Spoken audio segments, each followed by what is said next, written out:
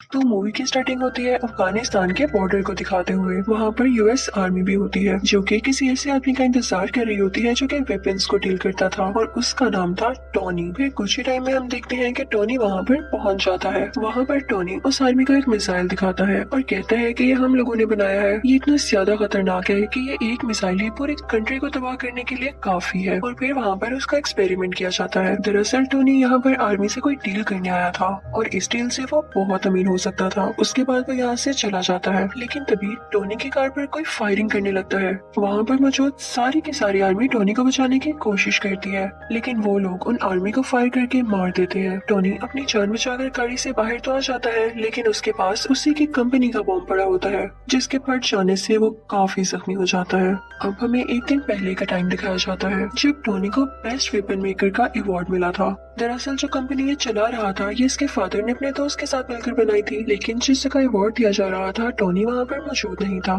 तो उसका अवार्ड कोई और रिसीव कर लेता है। अब अगर टोनी वहाँ पर नहीं था तो वो कहाँ पर था?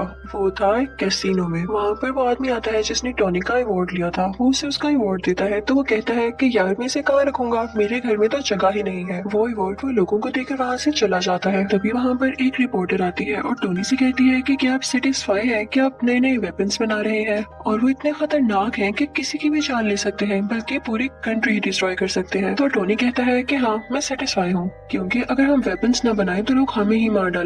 उसके बाद ये दोनों कुछ टाइम साथ स्पेंड करते हैं और फिर टोनी को बताया जाता है कि उसकी अफगानिस्तान के लिए फ्लाइट है और टोनी अपने प्राइवेट जेट से होता हुआ अफगानिस्तान आ जाता है। अब सीन शिफ्ट होता है प्रेजेंट टाइम की तरफ, जब टोनी बेहोश है और एक बैटरी से कनेक्टेड है।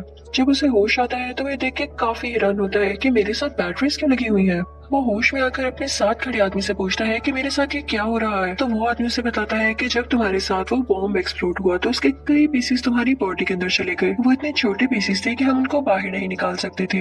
अब इसका एक ही हल था कि हम उन पीसेस को तुम्हारे दिल के पास जाने से रोक सकें। तो इस वजह से हम ये इलेक्ट्रोमैग्नेटिक वेव्स यूज कर रहे हैं। तो तुम्हें घबराने की कोई जरूरत नहीं है। हमें पता चलता है कि टोनी को टेररिस्ट ने किडनैप कर रखा है और तभी वहाँ पर उन टेररिस्ट का लीडर आता है। वो टोनी से कहता है कि जानते हो मैंने तुम्हें किडनैप करके यहाँ पर क्यों बुलाया? मुझे तुम्हारा बनाया गया मिसाइल काफी पसंद आया और जैसा कि तुम जानते हो कि यूएस आर्मी ने हमारे बॉर्डर पर कब्जा कर रखा है, तो मैं चाहता हूँ कि सेम मिसाइल तुम हमारे लिए भी बनाओ और बस जैसे ही तुम मुझे मिसाइल दे दोगे तो मैं उन पर अटैक करके तुम्हें छोड़ दूंगा। तो टोनी कहता है कि हरगिज नहीं, ये तुम्हारी भूल है। तो टोनी के साथ खड़ा हुआ आदमी उसे कहता है कि नहीं ऐसा नहीं करो, तुम्हारे पास इसके अलावा और कोई सोल्यूशन नहीं है, क्योंकि ये एक ऐसा इलाका है जहाँ तुम्हारे साथी इवन आर्मी भी नहीं तुम्हें ढूंढ सकती। अब ये आदमी था कौन? दरअसल ये आदमी भी वेपन्स बनाया करता था और इन्हें भी यही लोग लेकर आए थे यहाँ पर।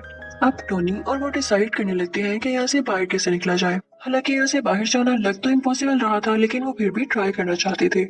वो आदमी कहता है कि मुझे अपनी फैमिली के पास जाना है। तो टोनी कहता है कि मेरी कोई फैमिली नहीं, बस एक ड्राइवर और एक सेक्रेटरी है। तो वो दोनों सोचते हैं कि हम कोई ऐसा ड्रेस बनाएंगे जो कि बुलेट प्रूफ हो, ताकि जब हम लोग बाहर निकले और वो हम पे शूट करे तो हम पे कोई असर ना हो और हम फौरन से भाग जाएं। वो आदमी टोनी को बताता है कि तुम्हारी बॉडी में जो इलेक्ट्रोमैग्नेटिक वेव्स हैं उनको सिर्फ वही बैटरी कंट्रोल कर सकती है जो मैंने तुम्हारी बॉडी के साथ कनेक्ट की थी। अब उसको ढूंढना होगा ताकि उसको यूजफुल बनाकर हम यहाँ से बाहर जा सके, लेकिन उस सूट के लिए इनको बहुत हाई पावर्ड बैटरी चाहिए थी जो कि उस सूट को रन भी कर सकती। दूसरी तरफ लीडर को तो यही लग रहा होता है कि शायद ये लोग मेरे लिए वो मिसाइल बना रहे हैं, तो वो उसको मटेरियल भी देता रहता है, क्योंकि वो नहीं जानता होता कि मिसाइल बनाने के लिए क्या क्या मटेरियल चाहिए।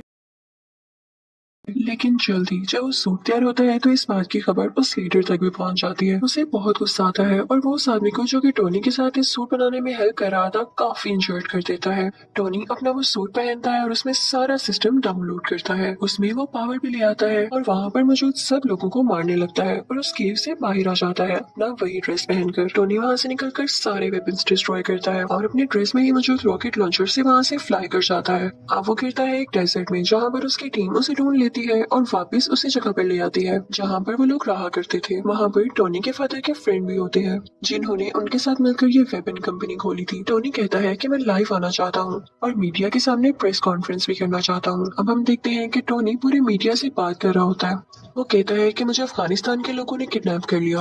उन्होंने मुझसे डिमांड की कि मैं उनको भी वेपन्स बना कर दूं। मैंने ये सोचा है कि मेरे वेपन्स इतनी प्रॉब्लम्स क्रिएट कर रहे हैं और वो लोग भी मेरे वेपन्स को हासिल करके जंग करना चाहते हैं, वॉर करना चाहते चाहते हैं और मैं ये सब नहीं चाहता, इसलिए मैं अपनी कंपनी बंद कर रहा हूँ। और एटलीस्ट अगर कंपनी बंद ना भी की तो मैं ऐसे वेपन्स कभी नहीं बनाने वाला। तो वो आदमी जो टोनी के फादर का फ्रेंड था वो सारे लोगों से कहता है कि नहीं नहीं ऐसी बात नहीं है, टोनी बेचारा अभी अपनी जान बचा कर आया है और ये सेंसेस में नहीं है, ये भी उदास है इसलिए बहकी बहकी बातें कर रहा है, ऐसा कुछ नहीं होने वाला। टोनी वहाँ से चला जाता है और वो आदमी भी टोनी के पीछे पीछे आता है। वो टोनी से कहता है कि आखिर हुआ क्या, तुम अफगानिस्तान से कैसे बचकर निकले और तुम्हें उन लोगों ने क्यों किडनैप किया था। तो टोनी उसे सारी बात बता देता है और ये भी बताता है कि मैंने एक आयरन सूट बनाया था जिसकी हेल्प से मैं बाहर निकला, क्या तुम भी देखना चाहोगे। तो वो आदमी कहता है कि हाँ हाँ क्यों नहीं। तो टोनी अपनी शर्ट खोलता है और अपनी चेस्ट पर वो दिखाता है, यानी उस आयरन सूट का कुछ हिस्सा। वो आदमी ये चीज देख के कहता है कि ये तो लाजवाब है, हमें इस पर और काम करना चाहिए और पूरी दुनिया के सामने लाना चाहिए, हम इससे काफी अमीर हो सकते हैं और इससे हमें काफी प्रोग्रेस मिल सकती है। लेकिन टोनी नहीं मानता और फिर जाता है अपनी सेक्रेटरी के पास। वो उससे कहता है कि मेरी चेस्ट में जो टूल लगा हुआ है मैंने इससे ज्यादा एडवांस टूल बना लिया है, उसे प्लीज उसके साथ चेंज कर दो। तो वो लड़की टोनी से पूछती है कि ये क्या करता है। तो टोनी उसे बताता है कि मेरी बॉडी में कुछ मेटल पीसीस है, ये उनको मेरे दिल तक जाने से रोकता है और मेरी बॉडी में और ज्यादा पावर और एनर्जी बनाता है। दूसरी तरफ डेजर्ट में उन अफगानिस्तान के टेररिस्ट को उस सूट के कुछ पार्ट्स मिल जाते हैं जिसे वो लोग जोड़कर पता लगा लेते हैं कि असल में चीज क्या है। और उधर टोनी भी एक नए ड्रेस बनाने की कोशिश में होता है। उसने उस ड्रेस में और ज्यादा अच्छे रॉकेट लॉन्चर्स लगा रखे थे जो उसे उड़ने में मदद देने वाले थे। हाँ, वो अपनी ड्रेस में लगे सिस्टम को ऑर्डर देता है कि मुझे और ऊपर उड़ाओ, लेकिन जब वो काफी ज्यादा ऊपर पहुंच जाता है तो उसके ड्रेस में बर्फ जमने लगती है सर्दी की वजह से और उसके सिस्टम में एरर आ जाता है और वो नीचे आकर गिरता है।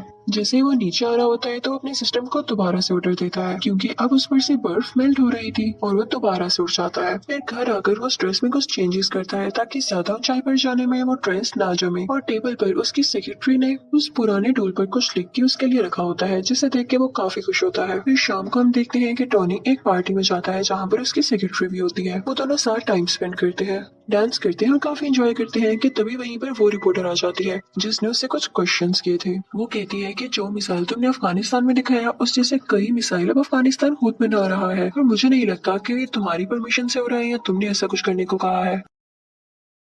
टोनी एकदम बहुत गुस्से में आ जाता है और उसे लगता है कि हो ना हो ये काम उसी आदमी का है जो कि उसके फादर का दोस्त था, यानी उस कंपनी का शेयर पार्टनर। टोनी सीधा उस आदमी के पास जाता है और उससे पूछता है क्या वाकई में तुमने वो मिसाइल वहाँ पर भेजा है। तो वो कहता है कि हाँ मुझे ऐसा करना पड़ा। तो टोनी कहता है क्या तुम्हें पता भी है वहाँ पर जो टेररिस्ट है वो लोगों को कितना मार रहे हैं और तुमने उन्हीं टेररिस्ट की मदद कर दी, हमारी कंपनी ऐसे काम नहीं करती। लेकिन वो उसकी एक नहीं सुनता। फिर टोनी घर आ जाता है और खुद ही कुछ करने का ट्राई करता है। टोनी अपने ड्रेस को बहुत एडवांस बना लेता है, उसमें उसने हर तरह की टेक्नोलॉजी यूज करती थी जो कि फायर भी कर सकती थी और छोटे छोटे रॉकेट्स भी शूट कर सकती थी।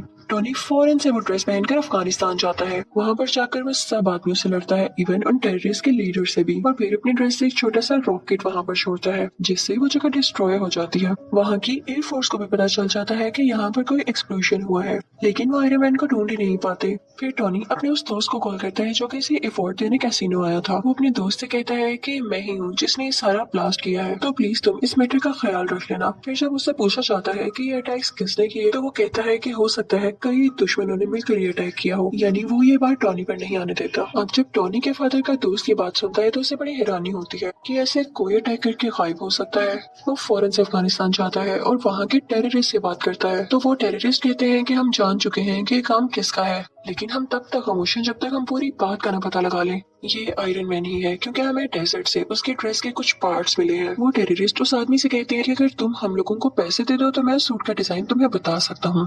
लेकिन टोनी के फादर का दोस्त ऐसा नहीं करता, बल्कि उन लोगों को डरा धमका कर वो ड्रेस अपने साथ ले आता है। टोनी को पता चल जाता है कि उसका पुराना ड्रेस किसी ने चुरा लिया है। वो फौरन से अपनी सेक्रेटरी के पास जाता है और उसे कहता है कि कैसे भी करके मुझे उसको रोकना होगा कि कहीं ये सारी इन्फॉर्मेशन लीक ना हो जाए और वो मेरा नाम, मेरी आइडेंटिटी यूज करके हर जगह तबाही फैलाए। अब टोनी की सेक्रेटरी उस आदमी के ऑफिस जाती है, यानी वही आदमी जो टोनी के फादर का दोस्त है। वो सारी इन्फॉर्मेशन उसके कंप्यूटर से कॉपी करने लगती है और साथ ही साथ उसे ये भी पता चलता है कि यही वो आदमी था जिसने टोनी को किडनैप करवाया था टेररिस्ट से, क्योंकि ये नहीं चाहता था कि टोनी का इस कंपनी में जरा सा भी शेयर हो। ये सुन के वो काफी हैरान होती है और वहाँ से जाने ही वाली होती है कि तभी वहाँ पर वही आदमी आ जाता है जिसके कंप्यूटर से वो डेटा चुरा रही थी, लेकिन उसे बातों में लगा के वहाँ से चली जाती है। अब वो आदमी भी इतना कोई इनोसेंट नहीं था। उसे पता चल जाता है कि ये लड़की मेरे कंप्यूटर से सारा डाटा चुरा गई है। जब वो लड़की सारी इन्फॉर्मेशन लेके वहाँ से निकल रही होती है तो एक आदमी आता है और कहता है कि आप टॉनी को जानती है ना, कि आप टॉनी से मेरा इंटरव्यू करा देंगी, मुझे उससे कुछ सवालात पूछने हैं, कुछ क्वेश्चनिंग करनी है। और दूसरी तरफ टॉनी के फादर के फ्रेंड को भी अजीब अजीब फील हो रहा होता है,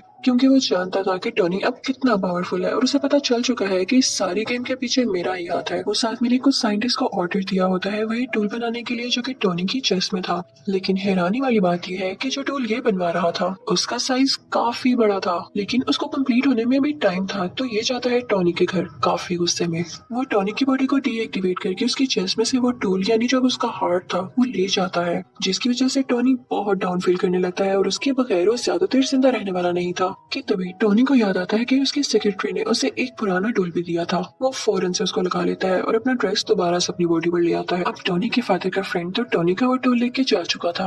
उसने अपने पास काफी बड़ा आयरन जॉइंट बना रखा था जिसका वो नाम रखता है आयरन मॉन्गर। वो आदमी वो टूल जो टॉनी की चेस्ट से निकाला गया था उसके अंदर डाल देता है, जिससे वो एक्टिवेट होने लगता है। उसमें कई पावर्स आ जाती हैं। लेकिन इतनी ही देर में असली आयरन मैन भी वहाँ पर पहुंच चुका था और अब इन दोनों में काफी ज्यादा फाइट होती है। अब वो दोनों लड़ते लड़ते रोड पर आ जाते हैं। तभी आयरन मैन को याद आता है कि अभी तक ये सूट पूरी तरह ठीक नहीं हुआ, यानी अभी भी ये कई ज्यादा हाइट पर जाकर फ्रीज हो जाएगा। वो फौरन से ऊपर उड़ने लगता है ताकि आयरन मॉन्गर भी उसका पीछा करे। और जब वो लोग बहुत ऊपर पहुंच जाते हैं तो आयरन मॉन्गर का ड्रेस जमने लग जाता है, फ्रीज होने लग जाता है और वो अजीब सा हो थोड़ा डल होकर नीचे गिरने लगता है। लेकिन तभी नीचे आते ही वो दोबारा से एक्टिवेट हो जाता है और वो आयरन मैन पर अटैक करने लगता है। अब ये दोनों पता है कहाँ आकर गिरते हैं? उसी लैब पर जहाँ पर ये बहुत बड़ा टूल बनाया जा रहा था। इस टूल को उसी आदमी के साइंटिस्ट बना रहे थे जो टोनी के फादर का फ्रेंड था। अब आयरन मैन अपनी सेक्रेटरी को फौरन से कहता है कि तुम ये टूल एक्टिवेट कर दो, मैं यहाँ से फौरन से भाग जाऊंगा और इसका सारा का सारा इफेक्ट इस आयरन मॉन्गर पर हो जाएगा, क्योंकि ये नहीं जानता होगा कि टूल स्टार्ट होने वाला है। वो लड़की ऐसा ही करती है। उसमें काफी ज्यादा रेज निकलती हैं जो कि आयरन मॉन्गर के गिर्द आ जाती हैं और इन रेज की वजह से आयरन मॉन्गर मारा जाता है। अब अगले दिन हम देखते हैं कि टोनी की प्रेस कॉन्फ्रेंस होती है और सारे उससे क्वेश्चन कर रहे होते हैं कि क्या आप ही हो आयरन मैन। तो उसके पास एक आदमी आता है और कहता है कि नहीं, आपने ये नहीं कहना, आपने ये कहना है कि उसमें आपका बॉडीगार्ड था और उन दोनों में आपस में कोई पर्सनल इश्यूज की वजह से लड़ाई हो रही थी और आपके फादर के फ्रेंड भी नेचुरल डेथ मरे। लेकिन टोनी वो स्क्रिप्ट उठा के सब लोगों के सामने चला जाता है। तभी उसका दोस्त उसके कान में कहता है कि जो भी बात सच है वही बोलिएगा। आयरन मैन सबके सामने बोल देता है आई एम आयरन मैन, यानी अब सबको पता चल चुका था कि असली आयरन मैन टोनी ही है। और इसी के साथ आयरन मैन पार्ट 1 यहीं खत्म हो जाता है।